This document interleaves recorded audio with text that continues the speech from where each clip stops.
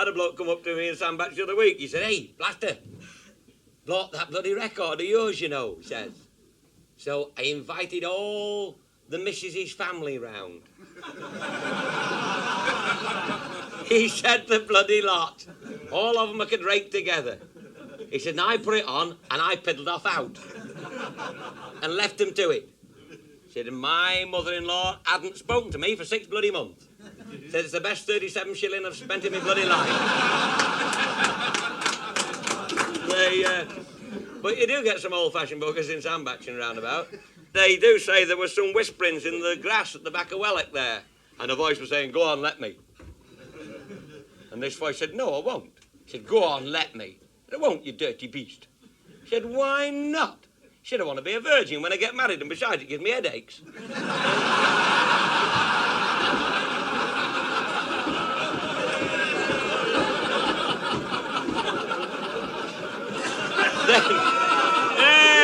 Then you get the other sort, of course. Aye. We have a volunteer fire brigade at Sandbach as well, you know. And when they blow the buzzer there, because it takes a bit to get to the engine. And they said there was one poor old soul, 2 wooden legs sitting in the house there. The house caught fire. He said by the time the brigade got there, they saved the house, but he was burnt to the ground.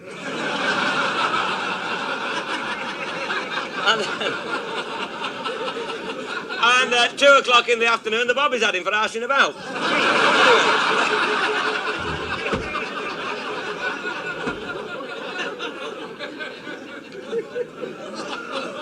Anyway, chaps, you're quite safe with this stuff tonight because you can always tell a good blaster he has all his fingers and he does not speak in a high-pitched voice. But I come very close to it, as some of you chaps will probably remember. About 1954, wasn't it, when we used to have the hill climb? Well, I think they still do at Beeston. Do you remember that bloody fiasco? Oh, boy, I've never forgot it. And when we used to go charging up the hill on the bikes, you know, full chat, a big fistful of throttle, drop the clutch and away. Hi-ho, Silvo. Wind it round your bloody neck or get up the hill, you know what I mean?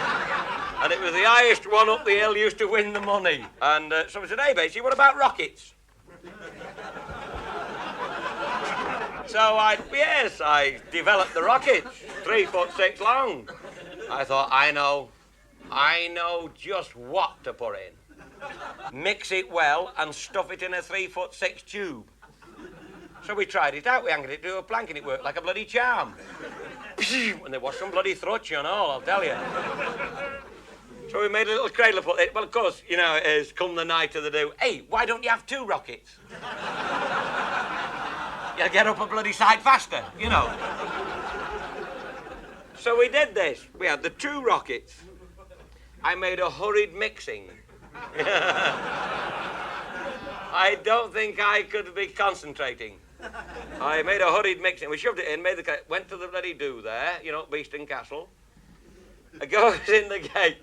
Somebody said, you're not coming in the event with rockets because the Cheshire Centre ACU insurance doesn't cover rockets.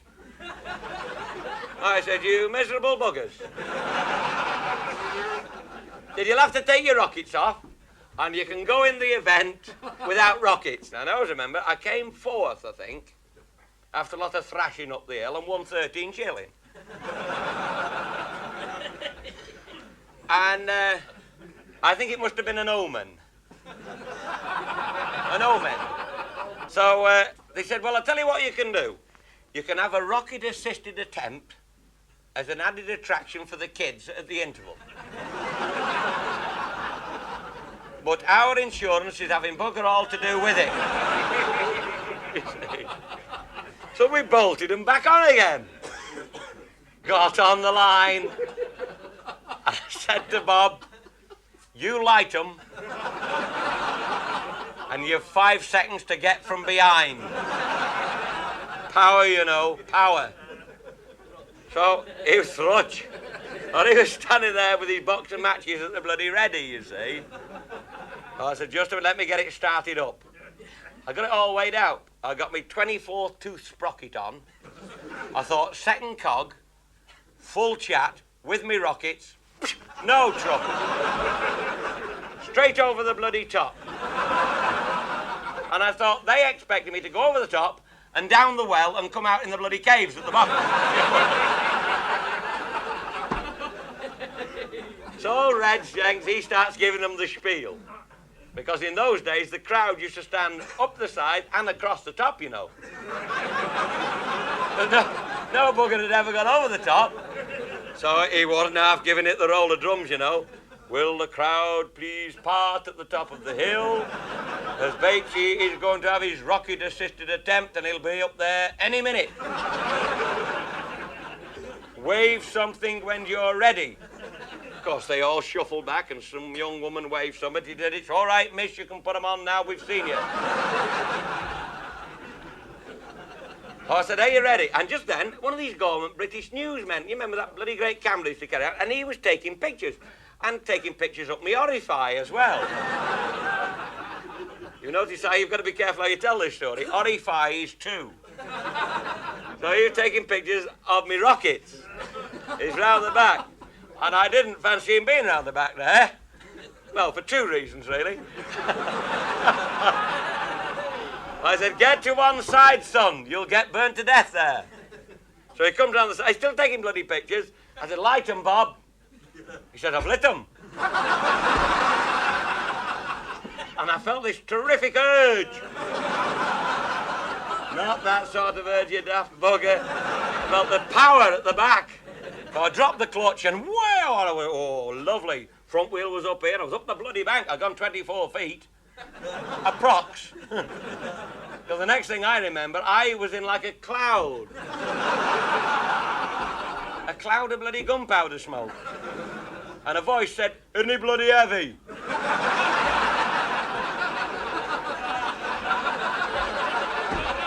You know, and I thought, this feels nice. But I was jerking the wrong way, you know. Not like the Spaniard doing his press-ups on the beach at Mallorca. You know, and the little peon comes along, he said, Senor, excuse me, the señorita, she has gone. Anyway, I'm going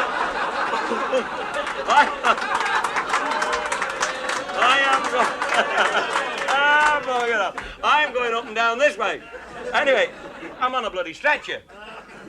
Somebody put me crash out under my head. And this bugger with the camera was still taking pictures. There was all of a twitch down my left side. So I could gesticulate to him with me right. Only. So, he got the message, yes. But Billy Webster was the one at Crewe, you remember old Bill there? And he got some photographs. He said, Batesy, he said, you were going up the hill better than any bugger, he says. The only trouble was you were 12 feet in front of the bloody bike.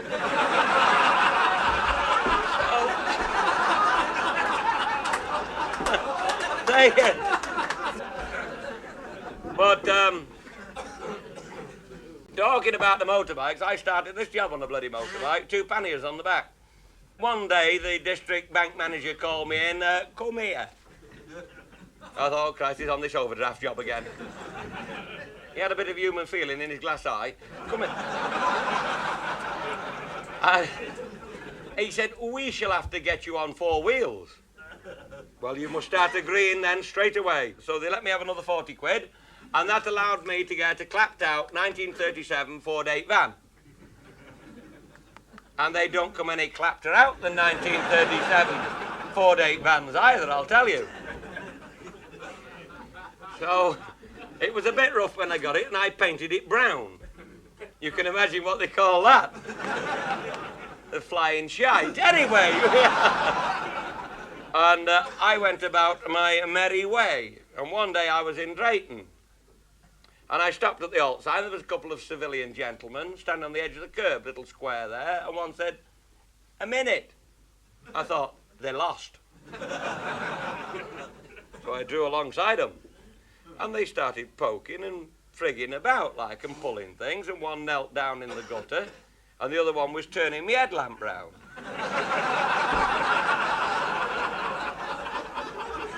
I said, don't unscrew it, it's needed.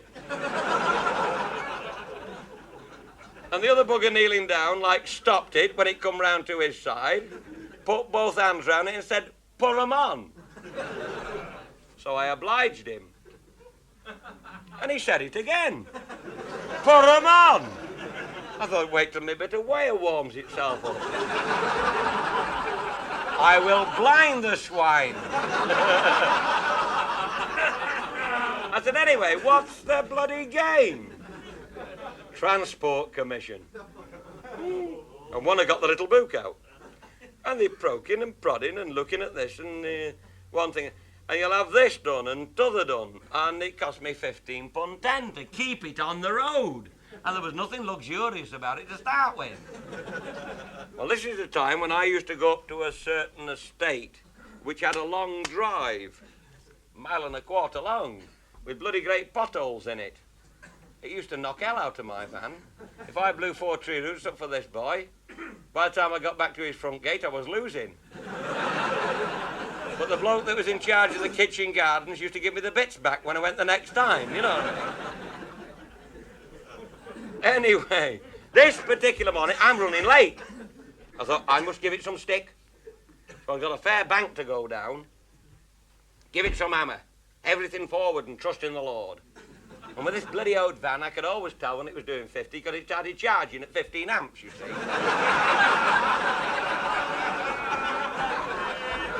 And I'm going like that clap of the bell. And with the vibrations, the driving mirror used to rotate. And some idiot had put one of those oblong ones on. And in the first quarter, I could see back inside my own van. In the second quarter, I could see who was behind me. In the third quarter, it was across the road. And in the fourth quarter, it was up in the air. And it used to start the cycle again. It meant I could only see who was behind me every 7.5 minutes. Which does not make for easy motoring. And it's going round and round, and I'm doing a good 15 amps, you see. And it was in the second quarter, and I saw the bobby car behind me. And they used to have the old Rovers with the shape of the spare wheel on the boot and the grid on the back, you know. And then as it went on its way round into the third quarter, I lost him. And the next minute, he's alongside me. So I thought, well, I'll be pleasant. Good morning. Well, I could, you see, I'd got no window. And he looked at me, he got the gloves on, you see, and the peak of the cap was on the bridge of the nose. Obviously ex-Payco, this boy. And the little eyes were glittering, because he'd seen the back wings having a quiet flap.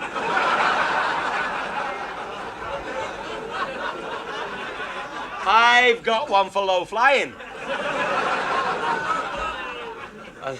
And he shot in front and put his sign out to stop the police. And then he put his brakes on, the fool.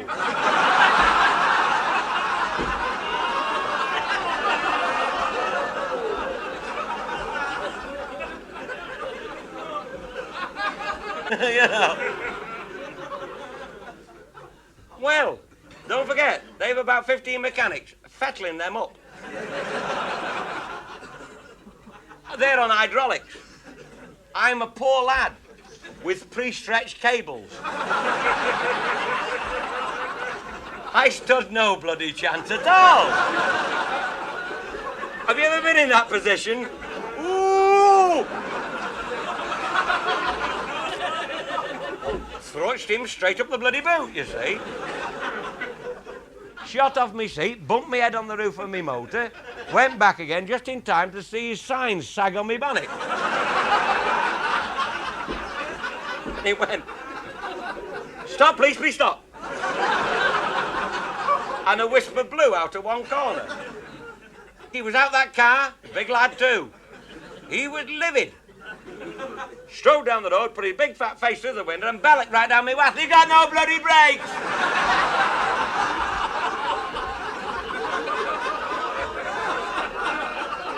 As though he's telling you something. And he hadn't got his ring of confidence either. Bloody onion butties or something. Yeah. And me with the headache. Ooh. Then he straightens up, put the hand over the body, said, What are you going to do about this lot? I said, I haven't got a bucket of water to chuck over them.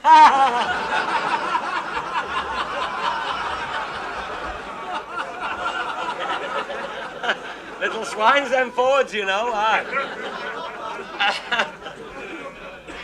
He said, it's no use being bloody funny. I thought, no, I'm flogging a dead horse here. I said, I tell you what, you get in your motor, and I'll wrestle with the bumpers. You see, I'll get them parted, and you can go away, you know. Because I didn't want him to drive off and take my bloody bumper with him, you see. So he gets back in. I'll go down the front, and mine's overrid a bit, you know. I'm trying to get them parted. Up now a bit. And then, of course, he loosens the clutch and jumps about 12 foot. And he took the end of my bloody thumb off. He went up and dragged his sign up, so I run behind and put it on his, what's it, and went back and bolted myself in. Because I got a little towel bottle to the door. Well, he can't get out me. By God, he was out again. Down the road, face through the window. You've got that. I said, you've said that once. Put 'em on, he said, I'll push this.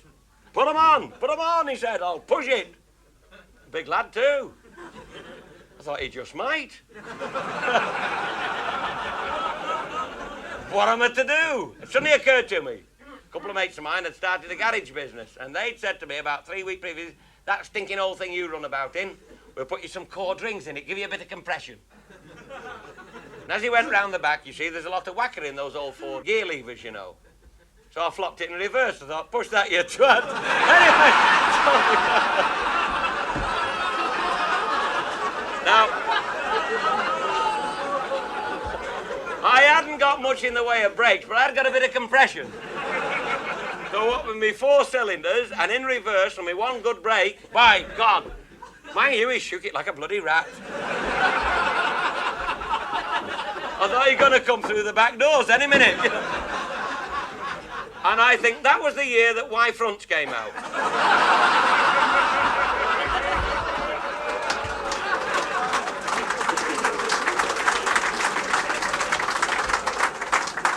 It must have been.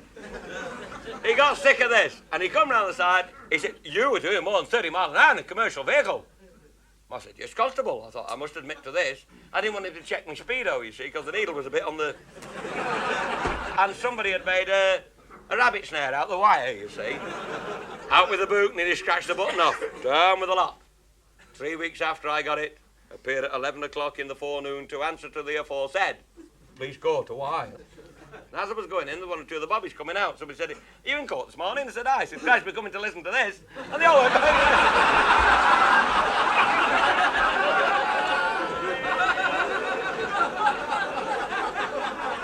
they all went back in again.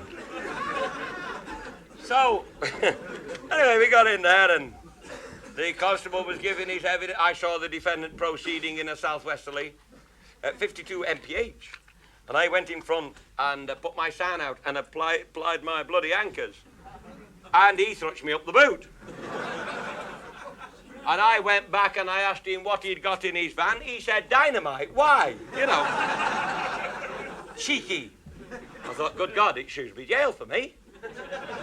Then I looked along at the magistrates. And there in the middle sat the colonel. Bloody grand old soul he was. And he looked around and he looked down at me, sort of thing. He said, oh, Mr. Bates, let me see. You're that young man, because I was a young man then. You're that young man that goes about blowing things up, aren't you? I said, yes, sir. Well, he knew bloody well I was. Because that afternoon I'd got 7 tree roots to blow up for him. And 2 of them were only 20 yards from the house.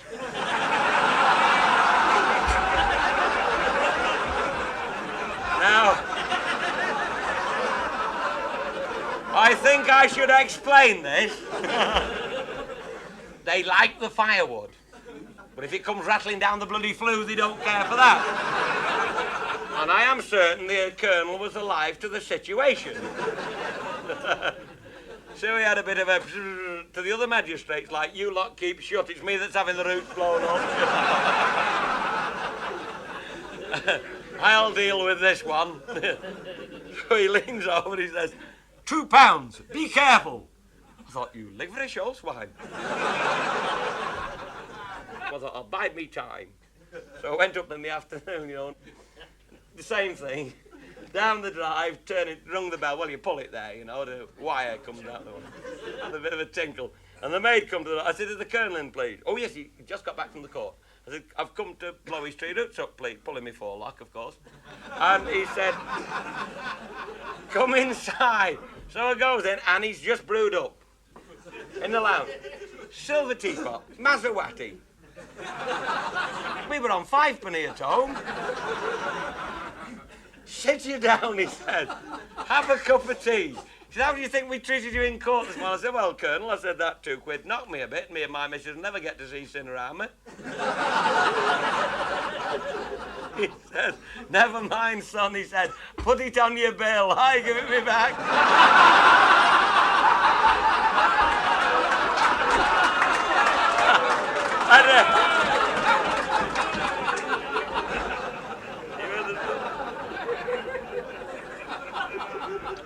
All the best is gone. Anyway, with this bloody job, you always get the unusual request. Like, can you come and shift it? Or whatever.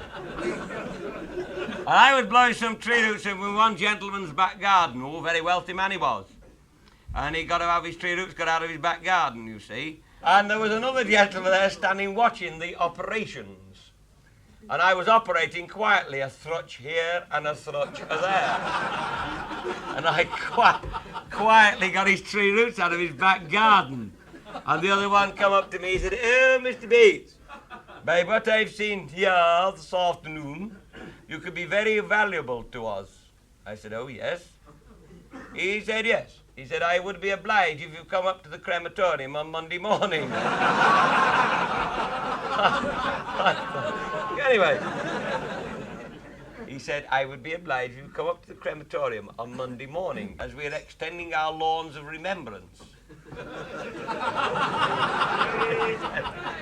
And we've got to remove about 60 small tree stumps, and it's taking our men about 2 days to dig one out. By what I've seen here this afternoon, you could probably remove the lot in a couple of days. I said, I probably could, given the room. So I went up to the creme on Monday morning, and when I got there, he met me. Said, just one thing, Mr. Bates, we're rather busy here, every 20 minutes. Up the bloody flue, aye. So, I thought, he said, and I would be obliged, if nothing went off while we were cremating someone. Which is understandable, the bloody crack of doom and all that lot, So, I go behind the bloody works and get up on the bank at the back.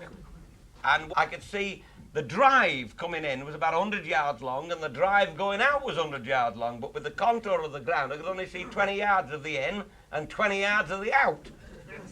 But when I saw somebody come in, I could be digging the holes underneath, wait for the blue smoke, and wait for them to go out, give them a quarter of a mile down the road, and then thump, thump, thump, thump, thump, have a dozen off. Then somebody else would come in and dig away again. And it worked like a bloody charm. Till about 11:30, 11:45, and I hadn't seen anybody come in. I got about 20 odd ready. I thought, oh, they've knocked off for lunch. Start setting them off. Gone boom, boom, boom, and they're going off like buggery all over the place. And he come up the bank. Stop, stop. I can't. Boom, boom, boom. And the last one is always a good one, And a deathly silence. Why? Mr. Bates, whatever are we going to do? Whatever are we going to do? I said, why, whatever's the matter? He said, we were cremating lady someone or other, and then this lot bloody started. You see? I said, well, just think about it. Abide with me and a 21-gun salute.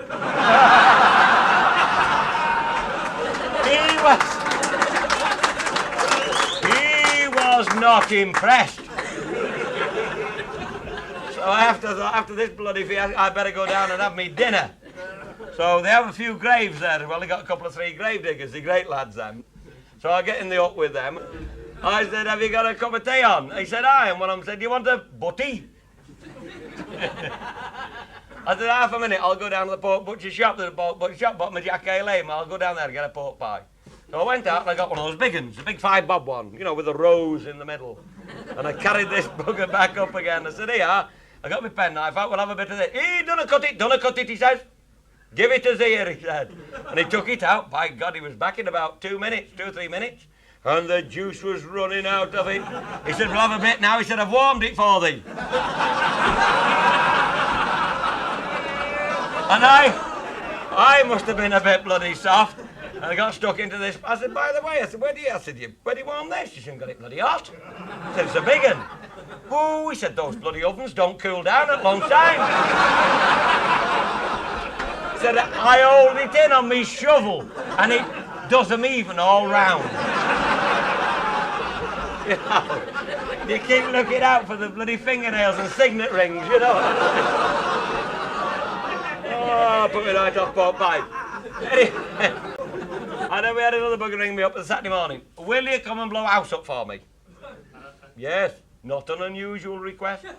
I said, where is it? He said, it's the one I'm sitting in.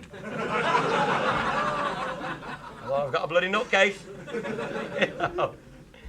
I said, I shall have to have a look at it first, because I usually go and write the buggers off, you see. Come tomorrow for your tea, like tomorrow being Sunday. I thought, he is a nutcase. Who'd have me for tea on a Sunday? So I said to the missus, don't open the other tin of beans, I've been invited out. So I went up on the Sunday, I thought I'd better go early in case I'm missing something. I went about 4:30, and he told me where it was. So I went around the back, stopped my motor, knocked on the back door. A nice young fella come to the back door. I said, are you the young man that rang me up yesterday? He said, yes. I said, what's to do, lad? He said, this is it. I said, what do you mean? He said, well, I'm going to get married. And he went all over Twitter, they got a licence to practice and couldn't wait, you know.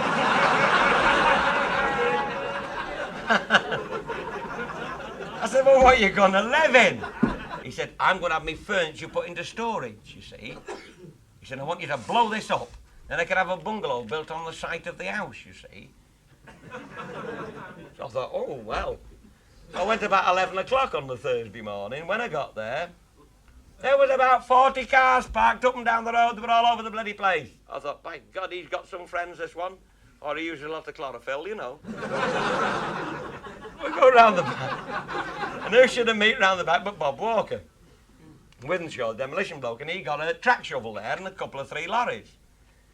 He said, what do you reckon about it, Blaster? I said, well, there's a damn big cellar underneath it. It's going to drop in its own hole, after a manner of speaking. And we were discussing this, as is our wont. And then this bloody thing approached.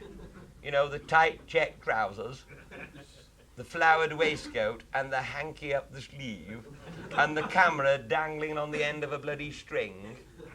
And it punched up like this. I don't think you'll knock it down all at one go, so there.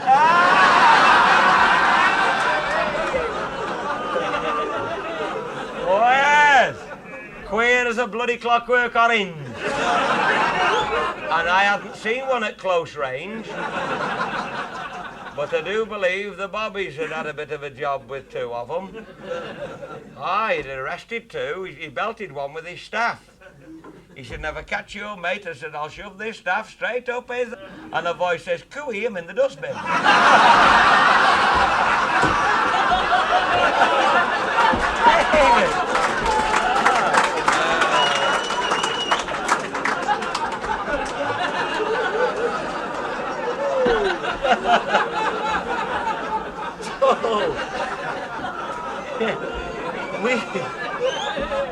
We didn't know quite what to make of it. It went about and snapped a few more, you see. So this house, I was telling you, a big square house, but the shit house was built on the side as an added extra. So Bob Walker said to me, He said, hey, can you knock the house down, leave the shit house standing? I said, you're making it difficult for me, Robert. So we had to go into the inside walls of the house and just take the explosive out where the closet was, you see. I said, get them out of the way. So they moved off up the road, and this one went up a tree. With his telephoto lens, sitting on a thin twig. And...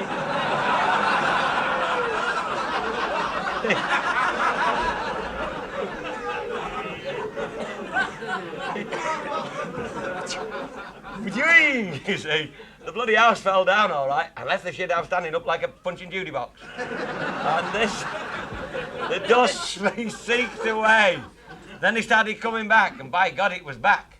And he come up to me and Bob, he said, there you are, I told you so. You didn't knock it all down at one go, did you? You see. Bob walks in half a minute, Jackie do that for a bloody encore. A crafty old bugger, yeah. He got it all weighed up. But some years ago, I got a telephone call, will you come and knock a chimney down for us? A chimney? I said, aye, where is it? He said, it's alongside the A5 down in Shropshire, near Wellington it is.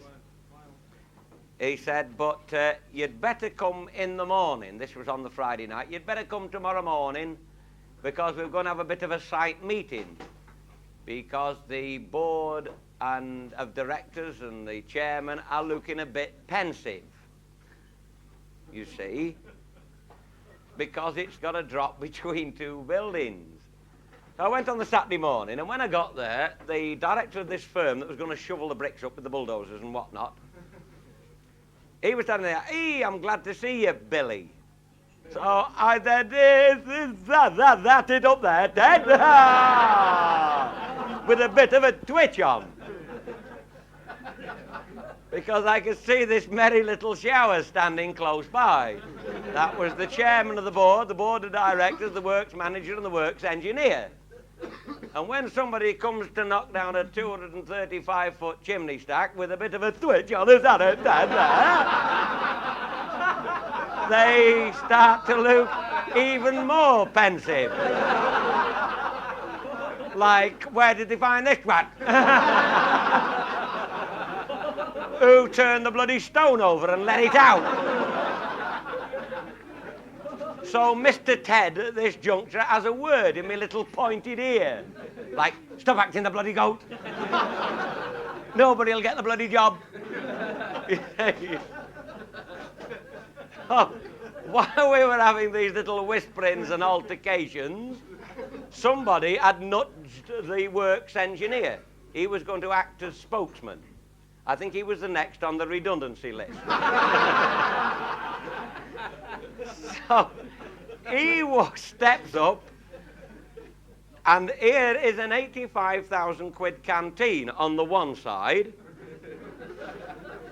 and then there's a space of about 15 yards or so, and there's a 9,000 quid ambulance depot, and the chimney stack is just at the back, 235 foot high with a nice big ornamental top on.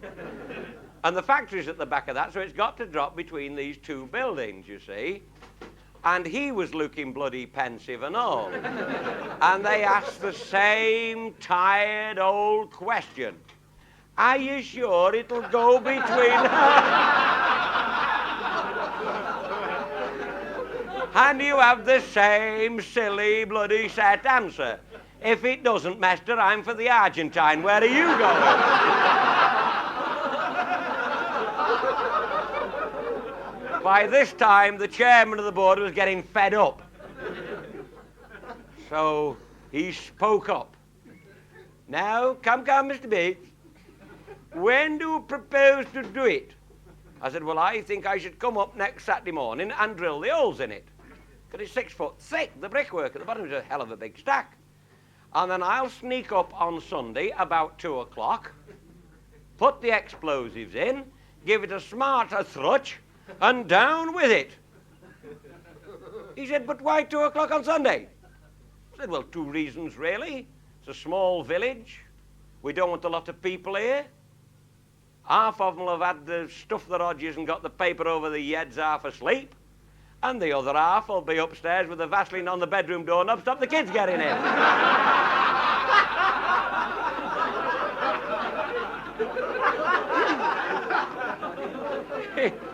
He said, a bloody good idea. I thought, you filthy old swine. Anyway, this is what we did. Saturday morning, I went up there, drilled the holes in it.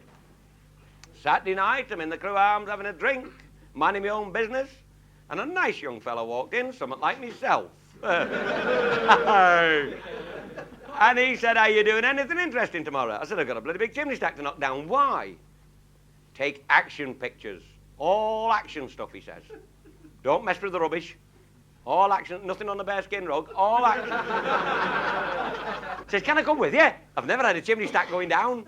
I said, certainly you can, son. I said, I'll call for you in the morning. And I got to bring a bloke from English Electric. He wanted to come, bring his number 2 box brownie, take a snap, you know. Anyway, so I said, I've got to pick him up. So on the Sunday morning, I called for this one. And he came out, got his best suit on, long black airy overcoat, bright yellow tie, and black receding hair, looked like a bloody undertaker. Walks at the house, camera slung round him, boxes of film, jars of Hippo, all the rubbish. Get in the back of my car, he does. I said, do come and sit in the front, it's not a bloody taxi. So, came and sat in front, left all his rubbish on the back seat, took off, and when we got there, the kids were all over the place. They were coming over the walls, through the windows, the bobbies were beating them off with clubs. I thought it was going to be a bit of a quiet trudge. Gets in the yard, first one I seen is Mr. Ted. I said, Ted, what the carry on? Oh, I'm very sorry, Billy. I told our Arthur, he told our Tom, he told our Jack, he told 2 of our drivers. And he said, everybody's turn out, there's nothing can do about it. So we were out just discussing this, and a big black limousine drew up in the yard. And a smart, young executive type got out, and he come marching up the yard, followed by a bit of Group 1. Anyway, he walks up to me, got a strap over his shoulder and a box, and wires from up his rectum and down his nose. And I think, oh, poor bugger, when do they change his battery, you see? Because you read about these things. And he said, Mr. Bates? I said, yes, what's your trouble, mother-in-law, or constipation? He said, BBC. Well, it sounded like a bloody disease the way he said it, you know. I said, what do you want, a recording of a bang? You know, put the, around the twist. He said, no, he said, we'd like to say a few words. A few words. I said, see that canteen there? I said, that cost this firm 85,000 quid. I said, if that bloody big chimney stack drops across it, I'll say a few words, lad. But I'll just bet £1 to a pinch of Chinese excrement that you don't record them. Oh. I said, on all those little holes you can see I've drilled around the bottom of there, I've got to put little bits of explosion, little bits of muck in there, and link them up with bits of wire. I said, I'm rather busy at the moment. Oh, I understand, he said. So he went back and got in the back of this here limousine with his egg butty and this popsy. So I'm going round the bottom of the chimney, putting me bits of explosion, little bits of muck, and a voice is saying, what's going on here then? Who's supposed to be doing this? And as you work round, this voice got closer, till it was coming to like a bit of a belloc down me wattle, you see. And this one, who are you supposed to be? I said, who the bloody hell are you supposed to be? Daily Mirror, he says. Daily Mirror. Well, this other bloke had taken was very Tory. He said, that's a good paper to wipe your bottom on. He went away to tell Cassandra we were rude to him. So I suddenly occurred to him, we've got rid of the Nationals, and that left the all-action boy that we'd taken there. I thought, well, if he gets one of his action pictures, they're bound to write something about it, you know. I said, come here, young man. I said, you could go out in a blaze of glory today. And he kind of looked at me out of the corners of his eye. I don't think I phrased it right, you know. He said, like, why? I said, well, there's the chimney. I said, you're going to be the first man in Great Britain to take pictures of a chimney stack collapsing towards him. And the eyes went up like chapel hat pegs all the way to the top. And the next thing he said, how heavy is it? I said, from 235 feet, lad, it doesn't bloody matter. It only wants one and you're up to your knees. Well, where shall I get? I said, you go and get round the far corner of the little ambulance depot, and it will pass about 17 feet to your left shoulder. He said, well, why is it closer to that building? I said, that's for the benefit of my insurance broker, you bloody idiot. He said, always drop it nearer the cheaper building, you see. It makes him feel safer. So he shuffled off. And we seen this face big ass. I said, keep your bloody nut in. We got all this explosive in, like, and we get the others out of the way, and the bobbies chased the kids off. And just then a big green van came down. BBC TV. Frightfully sorry we're late, Mr. Bates. I didn't know you were coming. Doesn't make the day, you know. They go all peevish. Oh, where should we get then? I said, you get round the other side. You've got expensive equipment. And they're looking at this poor bugger round the back and think we're going to write him off for fun, you know. Bloody shout of idiots. Anyhow, got all this in, set it up, boom, you see. Well, it's a fair bloody thrutch when it goes, and the bricks don't come out whole, they come out like packet tomato soup. About 1.5 tons with a big fan behind it. And then it's on its way. Nobody's been known to push one back, you know. It does not disappear up its own orifice either. Like the proverbial wonga bird. It disappears into its own dust cloud. And boom! And we saw the end of it going in this cloud of red dust. And that's the last we saw. We had to wait for this dust to seek to one side. There wasn't much wind that day.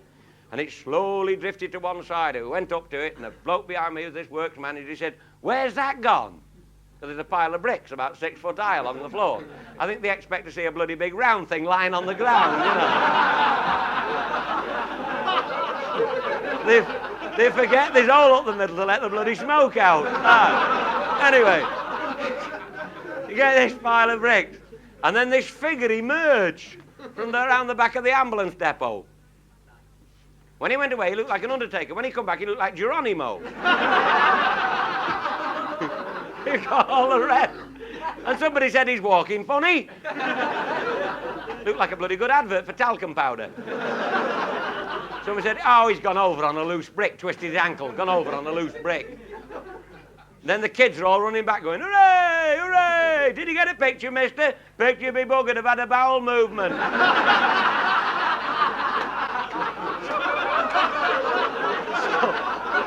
Somebody didn't like to say it, shit himself, there's some ladies about, you know. My God, he denied himself this morning, you know. And that's what we got. 42 mile there, 42 mile back, shit himself and left his lens cap on.